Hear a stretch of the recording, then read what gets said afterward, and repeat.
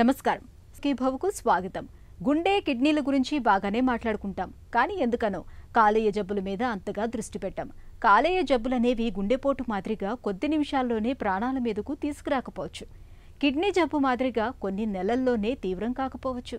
కానీ ఆసుపత్రుల్లో చేరి చికిత్స తీసుకునే వారిలో కాలేయ జబ్బు బాధితులే ఎక్కువగా కనిపిస్తారు. కాలేయ జబ్బుల మూలంగా మన దేశంలో ఏటా 3 లక్షల మందికి పైగా మృత్యువాత పడుతున్నారని గణాంకాలు చెబుతున్నాయి. కాలేయ జబ్బుల్లో లక్షణాలు బయటపడేసరికి జబ్బు బాగా ముదిరిపోయి ఉంటుంది. కొన్నిసార్లు పరిస్థితి ప్రాణాంతకంగా కూడా మారుతూ ఉంటుంది. ఈ నేపథ్యంలో కాలేయాన్ని కబలించే సమస్యలు, వాటిని నివారించుకునే మార్గాల గురించి ఇప్పుడు తెలుసుకుందాం. కాలేయం మహా కష్టజీవి. మన శరీరం అనే వాహనానికి కాలేయమే ఇంజిన్. ఇది విటమిన్లు, గ్లూకోజ్, ఐరన్ వంటి వాటిని నిల్వ చేసుకుని అవసరమైనప్పుడు శక్తిని అందజేస్తూ శరీరంలోని అన్ని వ్యవస్థలు సజావుగా సాఫీగా సాగిపోయేలా చూస్తుంది. తిన్న ఆహారం జీర్ణం కావటానికి, పోషకాలు వంటబట్టడానికి తోడ్పడే పైత్యరసాన్ని విడుదల చేస్తుంది. రక్తంలో కలిసే వ్యర్థాలను, విషతుల్యాలను ఎప్పటికప్పుడు బయటకు పంపించేస్తూ ఉంటుంది. ఏదైనా గాయమైనప్పుడు రక్తం గడ్డకట్టడానికి తోడ్పడే పదార్థాలను ఉత్పత్తి చేస్తుంది. ఇంతటి కీలకమైన అవయవం కాబట్టే కాలేయం దెబ్బతింటే మన దేహంలోని వ్యవస్థలన్నీ కుప్పకూలతాయి. అయితే దురదృష్టం ఏమిటంటే ఇవాళ కాలేయానికి సమస్యల తాకిడి ఎక్కువగా ఉంటుంది. సాధారణ కామెర్లు మొదలుకొని క్యాన్సర్ల వరకు ఎన్నో రకాల సమస్యలు కాలేయానికి శాపాలుగా మారుతున్నాయి. కాలేయం అనేది మన శరీరంలో చాలా కీలకమైన ఆర్గన్. ఇన్ఫ్యాక్ట్ మన బాడీలో చూస్తే అది సెకండ్ లార్జెస్ట్ ఆర్గన్ యాక్చువల్లీ. ఎందుకంటే దీనికి ఎన్నో ఫంక్షన్స్ ఉన్నాయి. ఒక విధంగా చూస్తే కాలేయం మన బాడీకి ఒక ఫ్యాక్టరీ లాంటిది. కాలేయం మన బాడీలో అవసరమైన ఎన్నో రసాయనాలని, ప్రోటీన్స్ని లివర్లోనే తయారవుతాయి. సో దానివల్ల ఇప్పుడు మన బ్లడ్ క్లాటింగ్ కానీ, బ్లడ్ వాల్యూమ్ మెయింటెనెన్స్ కానీ, కిడ్నీ ఫంక్షన్ కానీ, ఇవన్నిటికీ లివర్ చాలా అవసరం.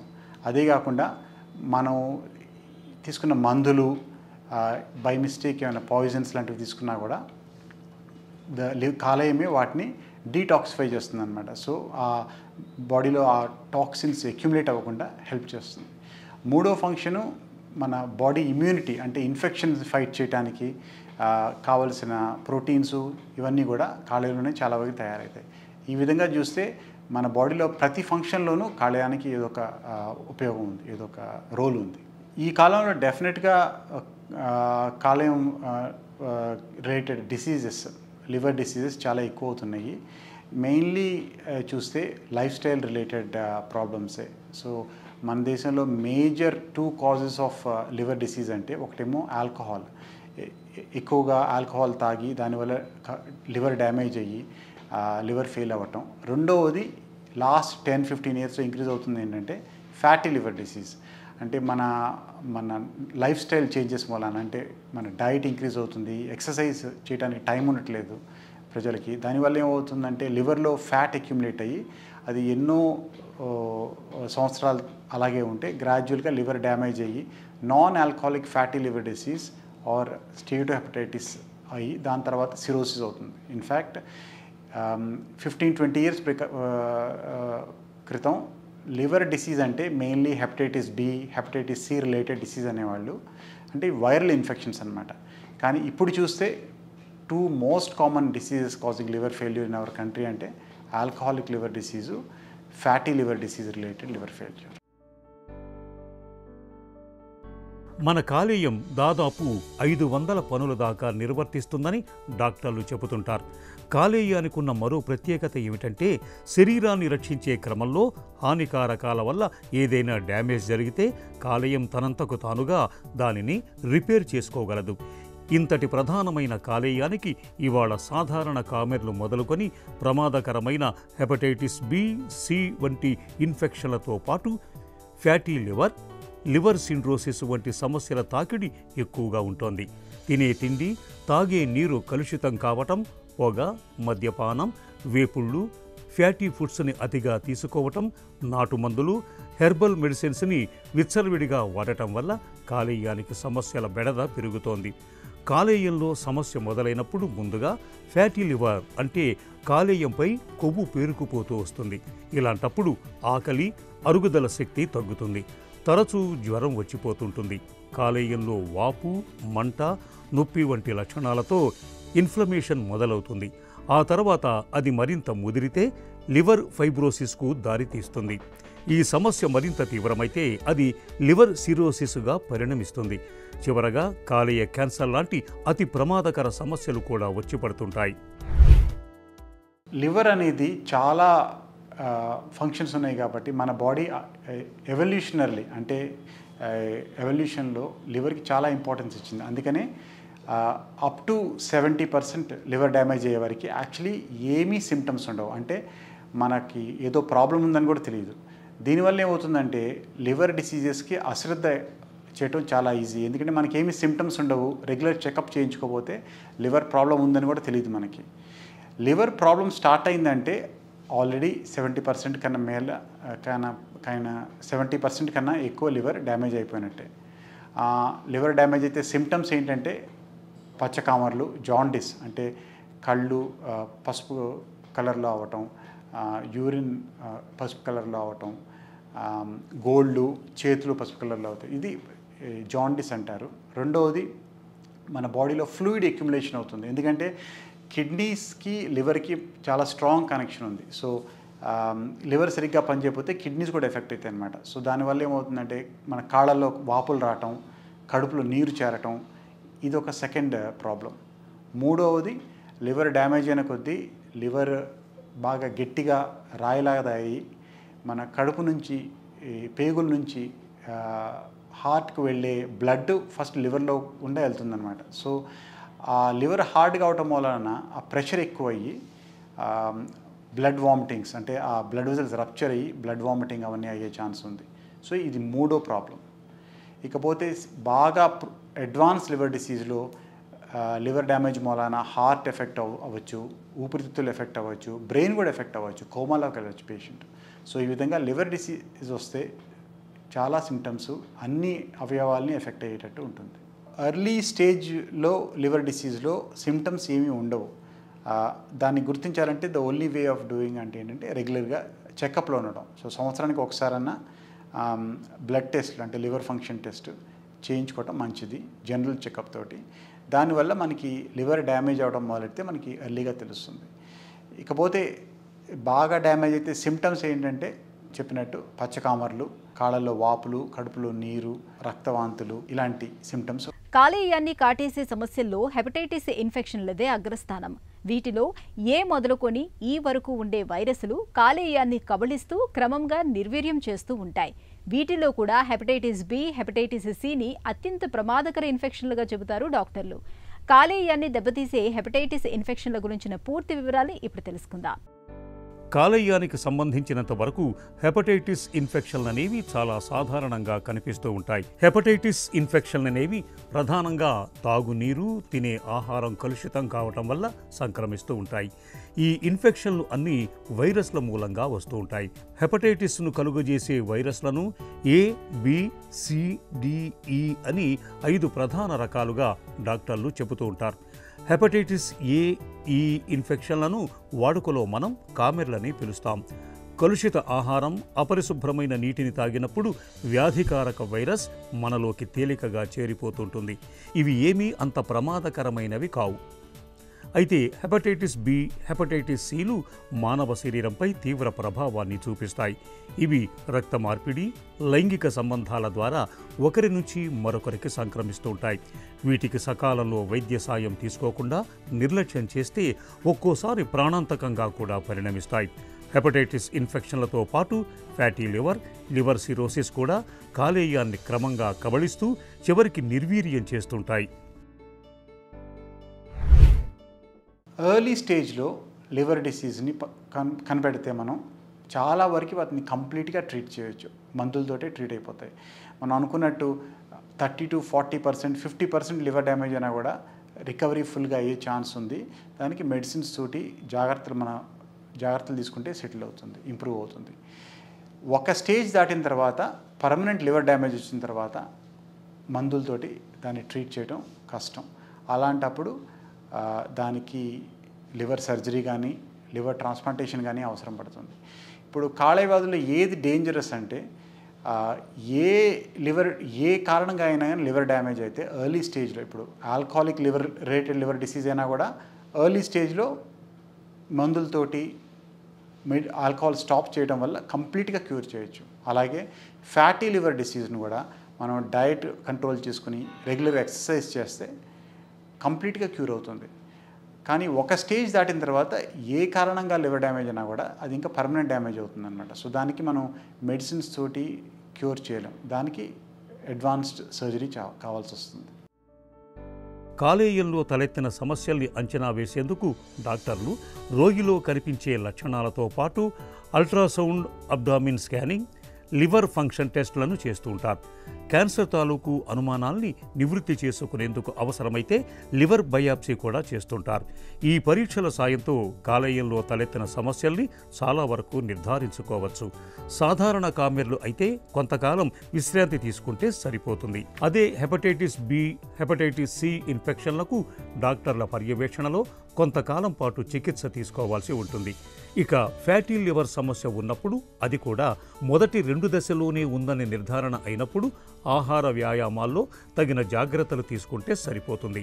అవసరమైతే మందులు వాడుకోవటం ద్వారా కాలేయంలో కొవ్వు సమస్యను చాలా వరకు తగ్గించుకోవచ్చు. కాలేయం 70% వరకు పాడైనా మందులతో బాగు చేసే అవకాశం ఉంటుంది. కాలేయం పూర్తిగా దెబ్బతినిపోయి సిమెంటు ముద్దలాగా గట్టిపడిపోయినప్పుడు మాత్రం తప్పనిసరిగా కాలేయాన్ని మార్పిడి చేయాల్సి ఉంటుంది. లివర్ ఎఫెక్ట్ అయిందంటే, కాలేయ వ్యాధి వచ్చిందంటే దానికి చాలా టెస్టులు ఉంటాయి. అదొక స్టేజ్డ్గా చేస్తాం అన్నమాట. అంటే ఫస్ట్ బేసిక్ టెస్టులు చేస్తాం, లివర్ ఫంక్షన్ టెస్టులు, అల్ట్రాసౌండ్ స్కాన్. దీనివల్ల మనకి చాలా వరకు తెలుస్తుంది లివర్ ఫంక్షన్ ఎలా ఉంది, లివర్ కండిషన్ ఎలా ఉన్నది. Next step fibro scan. దానివల్ల మనకి లివర్లో ఏమైనా పర్మనెంట్ డ్యామేజ్ ఉందా అని తెలుస్తుంది. ఇకపోతే ఇంకొన్ని స్పెషలైజ్డ్ బ్లడ్ టెస్టులు, ట్యూమర్ మార్కర్స్ అంటారు. అంటే లివర్ డ్యామేజ్ అయిన కొద్దీ లివర్లో క్యాన్సర్లు వచ్చే ఛాన్స్ ఉంది. దాన్ని పికప్ చేయడానికి కొన్ని బ్లడ్ టెస్టులు, ఆల్ఫా ఫిటోప్రోటీన్ అనే బ్లడ్ టెస్ట్ చేస్తారు. అలాగే సిటీ స్కాన్ కానీ ఎంఆర్ఐ స్కాన్ కానీ కూడా చేయాల్సిన అవసరం ఉంటుంది.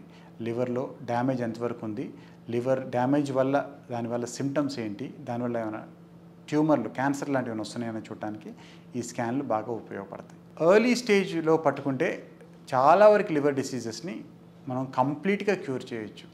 ఎందుకంటే లివర్కి నేను చెప్పినట్టు దానికదే రిపేర్ చేసుకునే కెపాసిటీ చాలా స్ట్రాంగ్గా ఉంది. సో మనం ఏ కారణంగా అయితే లివర్ డ్యామేజ్ అవుతుందో ఆ కారణాన్ని స్టాప్ చేసి సపోర్టివ్ మెడికేషన్స్ ఇస్తే లివర్ కంప్లీట్గా రికవర్ అవుతుంది. సో ఇప్పుడు ఆల్కహాలిక్ రిలేటెడ్ లివర్ డిసీజ్ అనుకోండి, ఇప్పుడు ఆల్కహాల్ కంప్లీట్గా స్టాప్ చేసేసి సపోర్టివ్ మెడికేషన్స్ ఇచ్చి మంచి డైట్ తీసుకుంటే కంప్లీట్లీ రివర్సిబుల్, నార్మల్గా అయిపోతుంది లివర్ డిసీజ్. అలాగే ఫ్యాటీ లివర్ డిసీజ్ వల్ల ఏమైనా లివర్ డ్యామేజ్ అవుతుంటే మనం డైట్ కంట్రోల్ చేసుకుని ఎక్సర్సైజ్ మంచిగా చేసి సపోర్టివ్ మెడికేషన్స్ తోటి అగైన్ లివర్ కంప్లీట్గా నార్మల్ అవుతుంది. ఒకవేళ ఒక స్టేజ్ దాటిన తర్వాత మెడిసిన్స్ వల్ల ఇంప్రూవ్మెంట్ కాకపోతే అప్పుడు దానికి మనం స్పెషలైజ్డ్ ట్రీట్మెంట్స్, లివర్ ట్రాన్స్ప్లాంట్ అలాంటి ట్రీట్మెంట్లు చేయాల్సి వస్తుంది. లివర్ ట్రాన్స్ప్లాంటేషన్ అనేది చాలా పెద్ద ఆపరేషన్. సో మనం మాట్లాడుకున్నాం ఎందుకు లివర్ ట్రాన్స్ప్లాంటేషన్ అవసరం అంటే chronic liver disease, acute liver failure. కానీ ఈ ఆపరేషన్ తట్టుకోగలరా అన్నది కూడా చూసుకోవాలి మనం ఫస్ట్. సో ఎవరికైతే ట్రాన్స్ప్లాంట్ అవసరం అనుకుంటామో వాళ్ళకి చాలా టెస్టులు చేస్తాం. ఫస్ట్ వాళ్ళ హార్ట్ ఎలా ఉంది, ఊపిరితిత్తులు ఎలా ఉన్నాయి, మూత్రపిండాలు ఎలా ఉన్నాయి. ఎందుకంటే అన్ని ఆర్గన్స్ బాగా పనిచేస్తూ లివర్ ఒకటే డ్యామేజ్ ఉంటేనే లివర్ ట్రాన్స్ప్లాంటేషన్ సక్సెస్ఫుల్గా ఉంటుంది. సో అందుకని ట్రాన్స్ప్లాంట్ ఎవరికైతే అవసరం వాళ్ళందరికీ ఈ టెస్టులు, బ్లడ్ టెస్టులు కానీ, స్కాన్స్ కానీ, హార్ట్ టెస్టులు కానీ అన్నీ చేసి ఓకే ఈవిడ ట్రాన్స్ప్లాంటేషన్ చేయగలం, తట్టుకోగలరు ఆపరేషన్ చేసిన రికవర్ అయ్యే మంచి ఛాన్స్ ఉంది అని ఉంటేనే మనం ట్రాన్స్ప్లాంట్ చేపడతాం అన్నమాట. ట్రాన్స్ప్లాంటేషన్ సక్సెస్ ఎంత అంటే currently transplantation success is more than 90%. 90 to 95% patients operation తర్వాత కంప్లీట్గా రికవర్ అవుతారు. Obviously success depends on the patient condition. So patient liver damage అయ్యి కానీ హార్ట్ బాగానే ఉంది, మూత్రపిండాలు బాగానే ఉన్నాయి, జనరల్ కండిషన్ బాగుందంటే 90 to 95% సక్సెస్ ఉంది. అలాగే పేషెంట్ బాగా సిక్ అయిపోయి లేట్ స్టేజ్లో ట్రాన్స్ప్లాంట్ చేస్తే అంటే పేషెంట్కి కిడ్నీలు సరిగ్గా లేదు, కిడ్నీ ఫంక్షన్ బాగాలేదు, లేకపోతే లివర్ డ్యామేజ్ వల్ల కిడ్నీస్ ఎఫెక్ట్ అయ్యి డయాలసిస్ చేయాల్సి వస్తుంది, లేకపోతే కోమాల్లో ఉండటం వల్ల వెంటిలేటర్ మీద ఉండాల్సి వస్తుందంటే అప్పుడు సక్సెస్ తగ్గుతుంది. మేబీ 70 to 75% సక్సెస్ ఉండొచ్చు. కానీ ఏ పేషెంట్కైనా లివర్ ట్రాన్స్ప్లాంట్ ఎప్పుడు చేస్తామంటే ట్రాన్స్ప్లాంట్ వల్ల బెనిఫిట్ ట్రాన్స్ప్లాంట్ చేయకపోతే రిస్క్ కన్నా ఎక్కువ ఉండాలి. సో ఇప్పుడు పేషెంట్కి వెంటిలేటర్ మీద ఉన్న పేషెంట్, డయాలసిస్ మీద ఉన్న పేషెంట్కి ట్రాన్స్ప్లాంట్ చేయకపోతే సర్వైవ్ అయ్యే ఛాన్స్ 0%. సో అలాంటప్పుడు 70% సక్సెస్ ఉన్నా కూడా మనం transplant is the better option అన్నమాట. సో ప్రతి పేషెంట్లోనూ మనం రిస్క్ బెనిఫిట్ అనలైజ్ చేసి ఏది బెటర్, ట్రాన్స్ప్లాంట్ చేస్తే మనకి మంచి బెనిఫిటా లేకపోతే ట్రాన్స్ప్లాంట్ చేయకుండానే మందులతో మేనేజ్ చేయడం బెటరా అన్నది ప్రతి పేషెంట్కి మనం స్పెషలిస్టులు కలిసి డిస్కస్ చేసి డిసైడ్ చేస్తాం. పొగ, మద్యపానం వంటి అలవాట్ల ఊసే లేకపోయినా లివర్ పాడైపోయిందని వాపోతూ ఉంటారు మనలో చాలామంది. నిజానికి కాలేయం దెబ్బతినటానికి సిగరెట్, మద్యం మాత్రమే కాదు, మన ఆహారపు అలవాట్లు, నిత్యం వాడే కొన్ని రకాల మందులు కూడా ఒక కారణమే అంటారు నిపుణులు. ఏది పడితే అది తినేస్తూ పొట్టను చెత్తకుప్పలా మార్చేస్తున్నప్పుడు, కలుషిత నీటిని తాగుతున్నప్పుడు మనకు తెలియకుండానే కాలేయం దెబ్బతినిపోతూ ఉంటుంది. ప్రాణాధారమైన కాలేయాన్ని ఆరోగ్యంగా ఉంచుకునేందుకు ఏం చెయ్యాలో, జీవనశైలి అలవాట్ల విషయంలో ఎలాంటి జాగ్రత్తలు తీసుకోవాలో ఇప్పుడు తెలుసుకుందాం. చాలా సందర్భాల్లో కాలేయ సమస్యలు మందుల సాయంతోనే తగ్గిపోతుంటాయి. ఆ స్థాయి దాటి కాలేయం దెబ్బతినిపోతే మాత్రం ఇక లివర్ ట్రాన్స్ప్లాంటేషన్ ఒక్కటే పరిష్కారం. కాలేయ మార్పిడి అవసరమైన రోగులు ఆరోగ్యపరంగా ఎన్నో ఇబ్బందుల్ని ఎదుర్కొంటూ ఉంటారు. ఒకసారి సిరోసిస్ బారిన పడితే ఇక జీవితం దినదిన గండంగా తయారవుతుంది.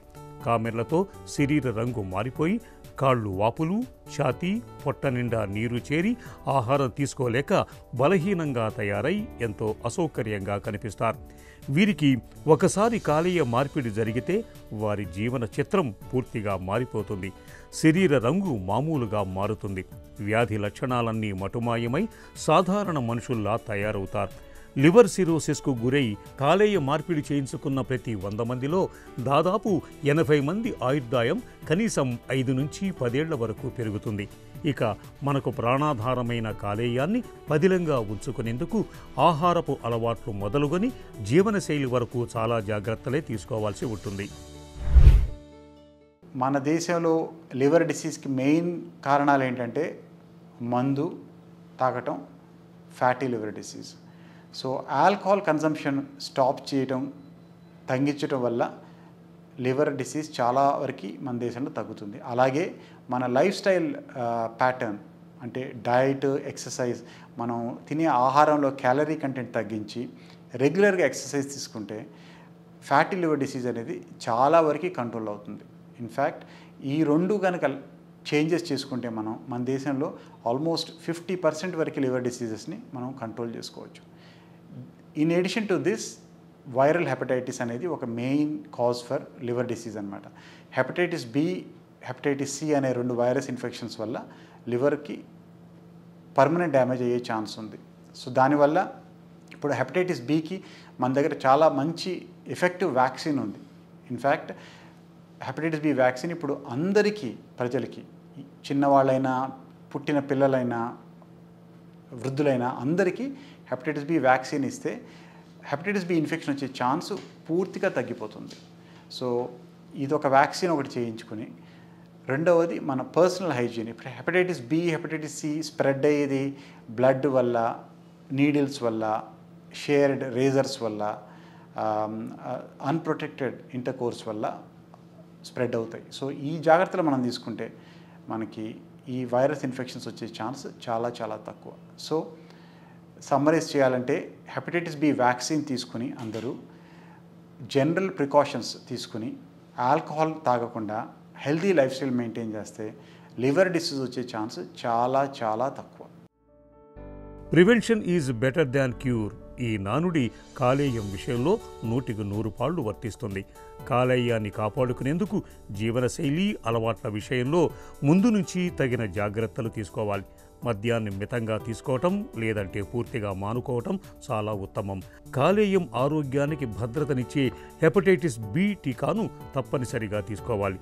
మందుల చీటీ లేకుండా సొంతంగా మందుల్ని కొనుగోలు చేసి వాడకూడదు. ముఖ్యంగా హెర్బల్ మందుల వాడకంలో డాక్టర్ సలహాను తప్పనిసరిగా తీసుకోవాలి. రక్త మార్పిడి సమయంలో సురక్షితమైన జాగ్రత్తల్ని పాటించాలి. ఇలా అన్ని రకాలుగా తగిన జాగ్రత్తలు తీసుకోవటం ద్వారా మన కాలేయాన్ని భద్రంగా ఉంచుకోవచ్చు. కాలేయంలో తలెత్తే సమస్యల్లో చాలా వరకు మందులతోనే తగ్గిపోతాయి. కాలేయం పూర్తిగా పాడైపోయినప్పుడు మాత్రమే లివర్ ట్రాన్స్ప్లాంటేషన్కు వెళ్లాల్సి ఉంటుంది. ఇక తినే తిండి, తాగే నీరు ఈ రెండిటి విషయంలో జాగ్రత్తగా ఉంటూ అవి కలుషితం కాకుండా చూసుకోవాలి. అలాగే మందుల వాడకంలోనూ మద్యపానం విషయంలోనూ మనం జాగ్రత్తగా ఉండాలి. అప్పుడే మనకు ప్రాణాధారమైన కాలేయం ఆరోగ్యంగా పదిలంగా ఉంటుంది.